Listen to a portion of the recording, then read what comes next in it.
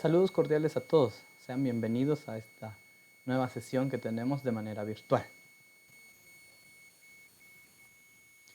Como bien se menciona en el material de lectura, para poder presentar la información se debe hacer un autoanálisis de los resultados que hemos obtenido, de manera que podamos nosotros organizar nuestra información y estructurarla de manera correcta para posteriormente presentarla.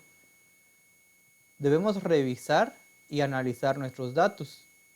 Debemos tener en cuenta que todas las preguntas que realizamos, sean dentro de una ficha de observación, dentro de una entrevista, una encuesta o cualquier instrumento que hayamos utilizado y técnica que se utilice, pues debe tener un enfoque relacionado a la investigación que queremos hacer, que nuestras preguntas no se hayan desligado. Sin embargo, si alguna pregunta está ahí fuera de nuestro tema de investigación, pues este es el buen momento para descartarla al momento de presentar nuestros resultados, de manera que podamos presentar resultados puntuales acerca del tema que nosotros estamos investigando. Por lo cual, entonces debemos dividir en dos la presentación de los resultados, dependiendo del enfoque cuantitativo o el enfoque cualitativo, o visto de otra manera puede ser un enfoque mixto también. Esto entonces nos ayuda a plantear nuestras sugerencias o recomendaciones, que en nuestro caso solo vamos a llamar recomendaciones, y también nuestras conclusiones. El día de hoy vamos a hablar acerca de análisis, interpretación y presentación de los resultados.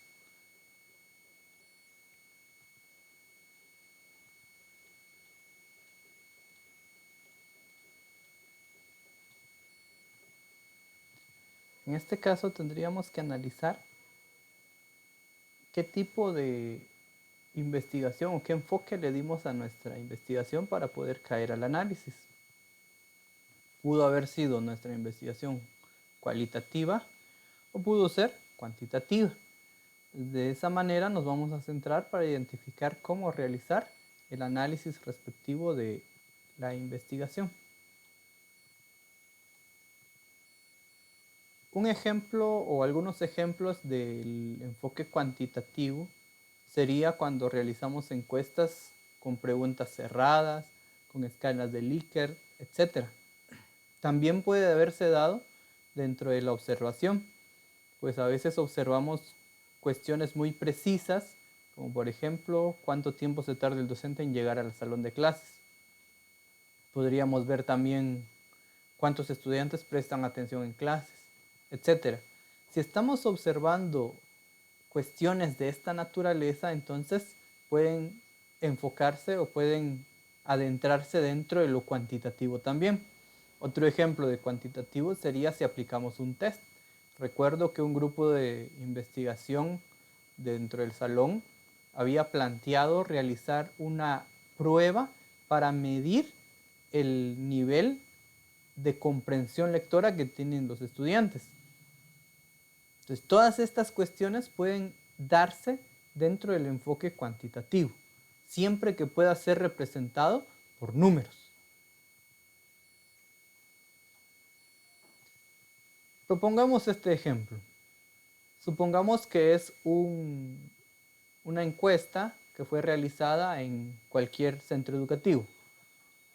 Una de las preguntas que estaría en la encuesta sería: ¿en tu centro educativo te tratan con respeto?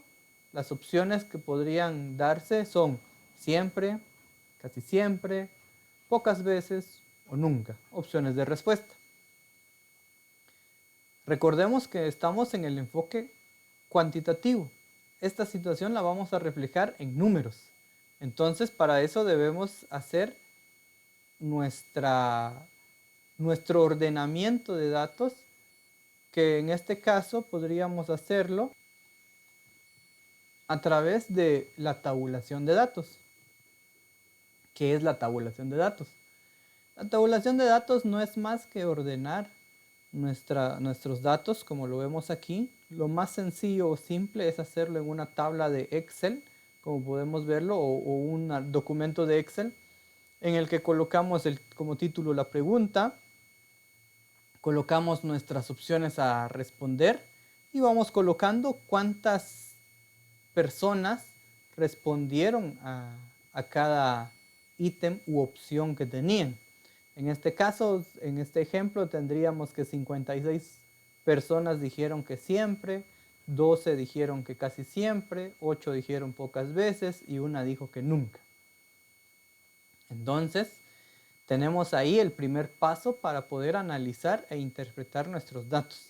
Sin embargo, hasta el momento estamos solo ordenando esos datos. El siguiente paso sería entonces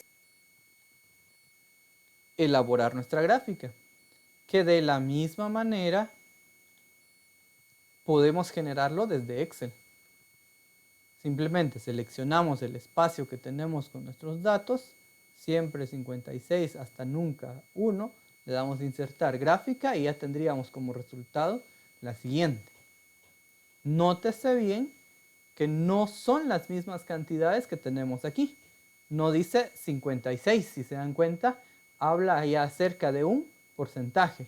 Esa es una de las ventajas que se tiene al utilizar Excel o algún programa de computadora. Sin embargo, si lo hiciéramos manualmente, pues se nos complicaría porque entonces tendríamos que analizar estadísticamente cuánto es el porcentaje, 56 personas, qué porcentaje representa, etcétera.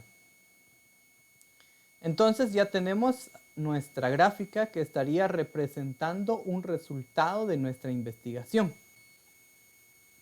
Y luego tendríamos que incluir una interpretación, que en este caso podemos decir que, como se demuestra en la gráfica, muchos consideran que sí existe el respeto, pues se saludan tanto al ingreso como el egreso, cuando opinan en clase se les permite expresarse, etcétera. Podríamos incluir otras situaciones. Sin embargo, los pocos que mencionaron que no existe es debido a que constantemente sufren de burlas, destacando que éstas se dan a escondidas de los docentes. Entonces, esa es la interpretación de la gráfica anterior. Primero tenemos nuestra gráfica ilustrada, como comúnmente se llama, de pastel o circular, y tenemos debajo de cada gráfica una interpretación. Entonces tenemos nuestro resultado y posteriormente tenemos nuestra interpretación. Interpretación que el mismo investigador va a ir haciendo. Sin embargo, esa interpretación puede variar, porque si nosotros hubiéramos colocado en nuestra pregunta siempre, pocas veces, o muchas veces, pocas veces y nunca, y después plantear el ítem ¿por qué? O defina por qué, o escriba por qué, o justifique o razone su respuesta, tendríamos ahí diferentes razones por las cuales las personas respondieron. Sin embargo, en este ejemplo que teníamos, pues no hay ningún ítem que busque esa respuesta. Por consiguiente, tendríamos que buscar la respuesta en otros elementos. Por ejemplo, si hicimos alguna observación. Entonces, de lo que pudimos observar en clases, damos o terminamos de dar la respuesta o la interpretación, que tenemos de esta gráfica. Entonces, en nuestro marco de resultados, o capítulo 3, capítulo de resultados, si fuera así el caso, tendríamos esta gráfica con su respectiva interpretación, como bien lo decíamos ver hace un momento. De esta manera es entonces como vamos a presentar nuestros resultados siempre que sean resultados cuantitativos, es decir, cantidades, que fácilmente pueden ser representadas en este tipo de gráficas o las gráficas de barras como comúnmente se conocen. No importa el tipo de gráfica, al final la idea es que esté condensada la información y que esté representada a través de una gráfica que se puede leer fácilmente, ahí podemos ver claramente que la mayoría de los estudiantes dicen que siempre se presenta el respeto dentro de su centro educativo. Entonces, tenemos ahí una clara interpretación. Ahora bien, fijémonos que dentro de la explicación que se da o la interpretación que se da de la gráfica, no aparece la cantidad, en ningún momento se menciona 56 estudiantes dijeron que siempre. Tampoco se menciona el porcentaje, el 75% menciona que siempre, tampoco. Esta es una forma de analizar e interpretar la gráfica.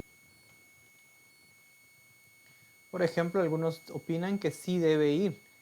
Sería en este caso el 75% de los estudiantes opinan que sí se presenta el respeto dentro de su centro educativo debido a, y entonces ya explican, la explicación siempre va a ir. En este caso, pues como carrera y como centro se intenta de no repetir la información, porque si ustedes se dan cuenta ya está en la gráfica. Solo es de leer la gráfica para poder determinar si la mayoría dice que siempre. O en este caso solo el 1% dice que nunca. ¿Verdad? Eso es fácil de identificar. Ahora bien, otra cosa que se debe aclarar en este punto es que ya no se utiliza, como dije, la cantidad, sino se utilizan los porcentajes. Es decir, si nosotros utilizamos solo una muestra de ese universo que teníamos para investigar, ya no vamos a mencionar la muestra dijo que tal, o 10 de 40 estudiantes dijeron, o a los 10 estudiantes que se encuestaron dijeron, ya no se menciona esa parte, porque se supone que ya hicimos el procedimiento para determinar nuestra muestra de manera que fuera representativa a todo el universo, a toda la población que queríamos investigar. Entonces, los resultados ya son generales, ya no son solo esa muestra, sino ya es de toda la población de estudio. Reitero, porque ya hicimos la selección de la muestra que representa a toda la población. Entonces aquí ya se generaliza, ya no se dice que solo la muestra, ni siquiera se menciona que hubo una muestra en este apartado. Sin embargo, en el apartado anterior, en el capítulo 2, marco metodológico, ahí sí detalla quiénes fueron la muestra o cuántos integraron la muestra. Ahora bien, ¿cómo entonces se presentan los resultados cualitativos? Si los resultados cualitativos no se pueden presentar en una gráfica. Cabe aclarar también que hay algunas investigaciones que fusionaron los dos enfoques, tanto cuantitativo como cualitativo. En este caso, pues si se fusionó o se utilizaron los dos enfoques, pues se colocan tanto las gráficas como un análisis de los resultados cualitativos. Por ejemplo, si hicimos una entrevista y le preguntamos a los estudiantes cómo se sienten en el centro educativo en el cual estudian o representan, podría preguntarse también a los docentes, ¿considera importante dosificar los contenidos? Obviamente, si no, ¿por qué? Y ese por qué puede extenderse. Algunos podrán decir porque es necesario por el orden, otros deberán decir que las actividades de evaluación van dosificadas también, otros dirán que porque el CNB ya viene así, etc. Entonces tenemos diferentes opiniones y obviamente en una entrevista pues se va a alargar la respuesta, no va a ser una respuesta corta. Esto nos va a llevar entonces a que no podemos ponerlo en una gráfica. Imagínense, si solo entrevistamos a 3, no vamos a decir el 33% esto, el 33% dijo que por lo otro y el otro 33% dijo por otra razón. O sea, no se puede. Y si solo y si son más personas, y si son más personas tendremos más variedad de respuestas. No podríamos encuadrar 2 respuestas en una sola. Por eso no se hacen gráficas. Lo mismo puede sucedernos en la observación. Ahora, cabe destacar que la observación también la mencionamos cuando hablamos de datos cuantitativos, pero aclaramos también que se da una representación cuantitativa de la observación cuando estamos viendo fenómenos que se pueden detallar numéricamente. Ahora bien, si queremos explicar, por ejemplo, cuál fue el comportamiento de los estudiantes, puede caber un dato numérico, pero sería un poquito difícil o incluso algo irreal. El que yo diga de 40 estudiantes pude observar o se pudo observar que 10 no ponían atención cuando el docente se volteaba a escribir a la pizarra, por ejemplo. Entonces, en ese caso es necesario realizar un análisis cuantitativo. Lo mismo sucede con el grupo focal.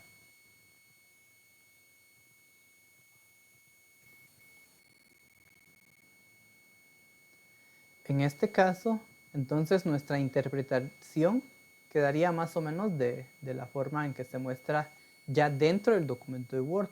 En este caso, como dije, ya no es una gráfica en la que vamos a representar, sino vamos a incluir de una vez la interpretación y el análisis de los resultados que pudimos obtener, ya sea a través de una entrevista, a través de una observación, etc. Este solo es un inicio de un ejemplo. A través, supongamos que entrevistamos a directores de establecimientos, o tal vez el mismo establecimiento cuenta con diferentes directores en diferentes jornadas, etc. Para fines de ejemplo, supongamos que se entrevistó. Entonces, a través de esa entrevista pudimos detectar las opiniones de ellos, o de él, o de ella, que los docentes, supongamos, son aquellos que generan polémica con los estudiantes y por eso es que no hay un buen ambiente educativo. Solo sería como un ejemplo. Obviamente esto puede alargarse más porque una entrevista no solo va a estar conformada por una pregunta, sino van a ser varias preguntas. Eso va a hacer que nuestro análisis sea más sustentado. Y como dije, ¿qué pasa cuando existen un enfoque mixto?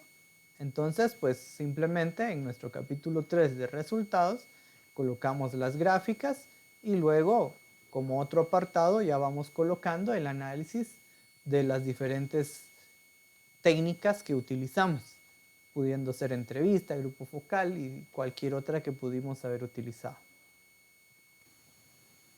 Y como ya nos adentramos a la parte de explicar nuevamente la estructura del informe final, que es como presentamos los resultados, o al menos es una de las formas en que se pueden presentar los resultados. Existen diversas formas de presentar resultados. Algunos pueden ser a través de ilustraciones, otros pueden ser a través de un ensayo, a través de un resumen, pero en este caso nosotros estamos aprendiendo a presentar nuestros resultados a través de un informe.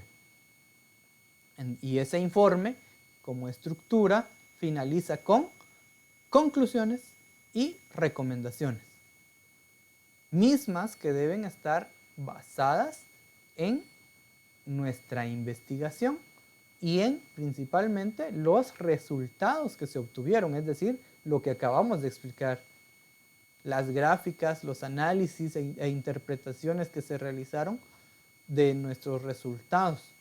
Eso nos va a llevar a obtener una buena conclusión. Sin embargo, muchos pierden de vista también los objetivos. Muchos pierden de vista los objetivos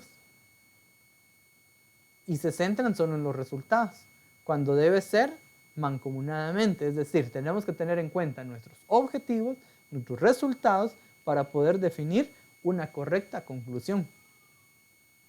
Y posteriormente a esas conclusiones que ya tenemos identificadas, vamos a también hacer recomendaciones respectivas, pero esas recomendaciones son fundamentadas también.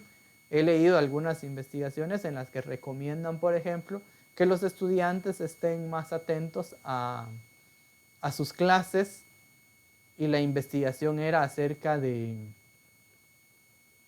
la evaluación, por ejemplo, el sistema de evaluación de un centro educativo. Es como que pierden. Incluso se dan recomendaciones hacia ellos mismos, que en cierta parte está bien, pero en un trabajo académico debe ser más centrado en la investigación, en el rumbo que se le dio a la investigación.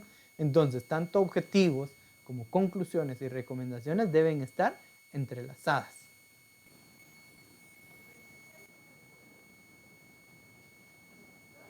Veamos un ejemplo de cómo se relacionan los objetivos, las conclusiones y las recomendaciones.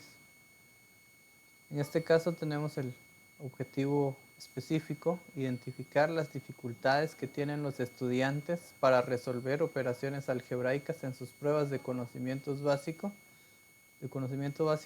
como requisito de ingreso a la Universidad de San Carlos de Guatemala. Ya en las conclusiones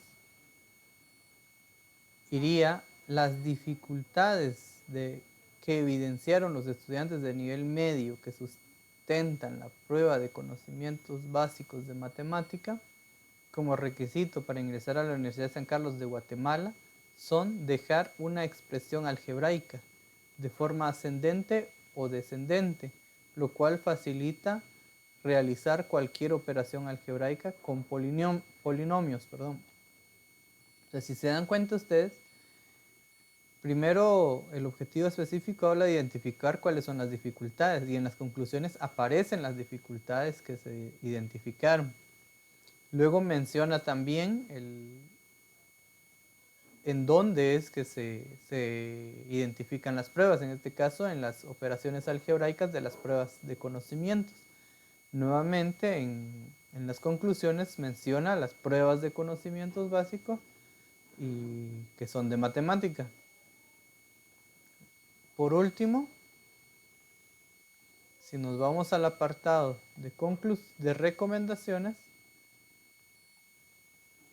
vamos a encontrarnos con que las recomendaciones hablan acerca de, o la conclusión es, considerar las dificultades que evidenciaron los estudiantes de nivel medio que sustenta las pruebas de conocimientos básicos de matemática para ingresar a la Universidad de San Carlos de Guatemala, para implementar estrategias de aprendizaje que fortalezcan estas capacidades matemáticas de los estudiantes mediante la utilización de recursos y materiales didácticos que promuevan el aprendizaje significativo, comprensión y análisis crítico de las temáticas en cuestión. Nuevamente encontramos la cuestión de las pruebas de conocimientos básicos, menciona matemáticas, menciona álgebra. Entonces, esa es la relación que debe guardar un objetivo con la conclusión y la recomendación. Como dije, además de tener en cuenta el objetivo, tenemos que tener en cuenta nuestros datos que estamos presentando, es decir, los resultados que tenemos en el capítulo anterior. De lo contrario, pues no tendríamos con exactitud cuáles son esas dificultades que se tuvieron, las que menciona en las conclusiones. Es necesario entonces que haya esta relación para que pueda hacer una conclusión y recomendación adecuada. De lo contrario, solo estaríamos divagando y no caeríamos al punto central o medular de la investigación. Entonces espero que esta hilación quede en nuestra mente y quede clara, porque así es como se relacionan desde los objetivos, las conclusiones y las recomendaciones, pero siempre, como mencioné, teniendo en cuenta los resultados que se obtuvieron de nuestros instrumentos que fueron utilizados para nuestra investigación de campo. Para finalizar, hablamos acerca del análisis e interpretación de datos, que va a depender del enfoque que hayamos utilizado en nuestra investigación. Si fue un enfoque cualitativo, lo que vamos a presentar en los resultados es una descripción, es decir, vamos a describir a través de párrafos nuestros resultados. En cambio, si utilizamos un enfoque cuantitativo, vamos a utilizar gráficas con una respectiva descripción en cada gráfica.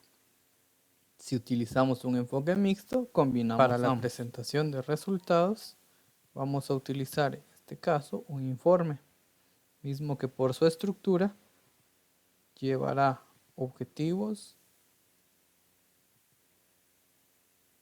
conclusiones y recomendaciones, además de otros elementos. Estos deben estar íntimamente relacionados el uno con el otro. Tan relacionados deben estar que si hay 3 objetivos o 2 objetivos, debe existir la misma cantidad de conclusiones y la misma cantidad de recomendaciones, considerando todos los elementos que constituyen dentro de los objetivos.